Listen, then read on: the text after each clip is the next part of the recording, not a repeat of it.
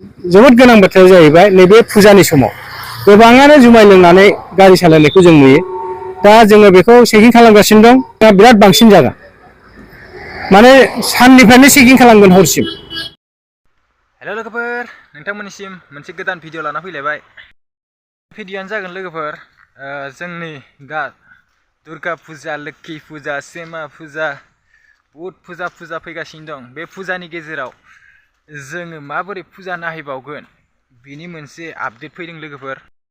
बे फुजानि गेजेराव जाय बिथांमोना जौ जुवा लोंनानै फेनानै गारि सालायदों बेफोरखौ दा हमनायखौ नुनाय मोनदों लोगोफोर। आरो बेनि बागै पुलिस बिफाननिफ्राय मा रेकर्ड ओंखारदों लोगोफोर, खोनासंनो हागोन। बे चेकिंआ लोगोफोर साननिफ्रायनो सोलिबाय थागोन होननानै खोनानो मोनदों।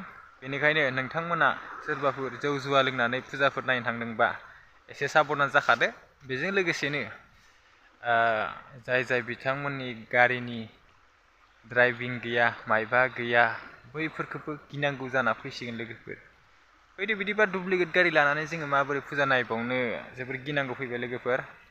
बेनि गेजेरावनो नोंथांमोननिसिम आंनो मोनसे खावलायनाय जाहैबाय, नोंथांमोना सोरबाफोर आंनि चेनेलाव गोदानै फैदोंबा अन्नानै साबस्क्राइब, लाइक, कमेन्ट, शेयार खालामलायदो लोगोफोर। बिदिबा बिथांमोना मा फोरमायनो सानदों खोनासंलायनोसै।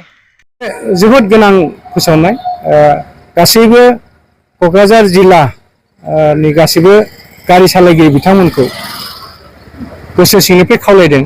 बे आसाम गभर्नमेन्टनि सेक्सन, बे मानजाथाव गिबि मन्थ्रि बिथांनि, जोंनि बिटिआरनि चिफ प्रमद बर' बिथांनि, बिटिआरनि EM ट्रान्सपर्ट बिथांनि, लोगोसे जोंनि क'क्राझार डिस्ट्रिक्टनि DC बिथांनि, आरो नैबे हान्थामेला बिफान जयै जोङो पुलिसजों जयै माने नैबे हाबाफारिखौ लाबाय थागोन। दा जोबोद गोनां बाथ्राया जाहैबाय नैबे फुजानि समाव गोबाङानो जुमाय लोंनानै गारि सालायनायखौ जों नुयो। दा जोङो बेखौ चेकिं खालामगासिनो दं। दा बिराद बांसिन जागोन, माने साननिफ्रायनो चेकिं खालामगोन हरसिम। मोनसेल' जायगायाव नङा, जेसेबां थाना दं मोनफ्रोमबो थानायाव चेकिं खालामगोन।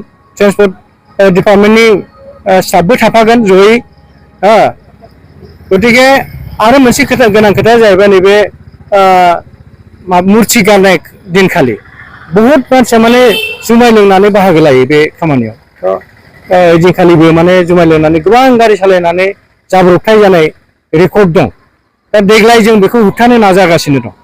जोङो गारि सालायगिरि बिथांमोनखौ खावलायदों, बिथांमोननि हेफाजाब बिदों, खमसे खम जुमाय लोंनानै गारि दा सालायथों आरोखि। ओमफ्राय जेनेबा नैबे हमजाबाथ' मोनफ्लांबायबाथ' 10,000 फाइनथ' दंखायो। बेजों लोगोसे लाइसेन्सआथ' थांखागोनानो।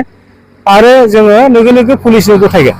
ओमफ्राय पुलिसा नियम मथे बिसोर 6 माससिम जेलबो जानो हागौ। गतिके जुमाय लोंनानै गारि दा सालायहाथों। बिराद जरदार चेकिं जागासिनो दं, गाबोननिफ्राय बांसिन जागोन। साननिफ्रायनो चेकिं जागोन हरसिम। गतिके रावबो जुमाय लोंनानै बेबायदि गारि दा सालायथारथों आरोखि, बेनो खावलायनाय। गोजोन्थों।